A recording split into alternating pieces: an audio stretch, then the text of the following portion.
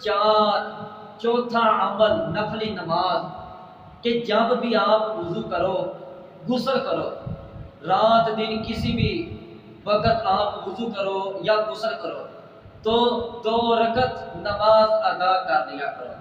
یا جتنی آپ پڑھ سکتے ہو نفل نماز جب بھی آپ وضو کرو، جب بھی آپ غسل کرو تو اس کے بعد 2 رکعت یا جتنی آپ کے مقدر میں ہو اتنی نماز ادا کر لیا کرو۔ کتنا اجر و ثواب ہے اس کا۔ صحیح البخاری اور مسلم کی حدیث ہے کہ نبی اکرم صلی اللہ علیہ وسلم نے اپنے ساتھی حضرت بلال رضی اللہ عنہ سے پوچھا،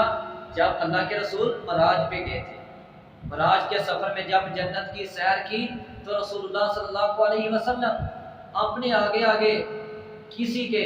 قدموں کے چلنے کی آہٹ، جو آواز ہے قدموں کی، جب آدمی چلتا ہے تو قدموں کی آہٹ آواز آتی ہے چلنے کی، تو نبی اکرم صلی اللہ علیہ وسلم انہوں نے، اللہ کے رسول صلی اللہ علیہ وسلم نے محسوس کیا کہ میرے آگے آگے کوئی آدمی چل رہا ہے، قدموں کی آہٹ آواز سنائی دی۔ آخر پوچھا کہ جبریل یہ کون آدمی ہے، یہ کس کی آواز ہے؟ فرمایا کہ یہ تیرا پیارا ساتھی حضرت بلال رضی اللہ عنہ، سبحان اللہ، یہ وہ ہے کہ وہ چلتے زمین میں ہے اور ان کے قدموں کی آہٹ جنت میں سنائی دیتی۔ تو رسول اللہ صلی اللہ علیہ وسلم جب بلال کو آ کر ملتے ہیں، بلال سے پوچھتے ہیں، اے بلال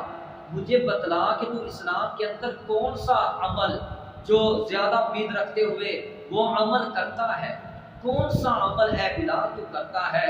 کیونکہ تو چلتا زمین پر ہے اور تیرے چلنے کی آواز جنت میں سنائی دیتی ہے۔ حضرت بلال رضی اللہ عنہ جواب دیتے ہیں، اے اللہ کے رسول صلی اللہ علیہ وسلم میں تو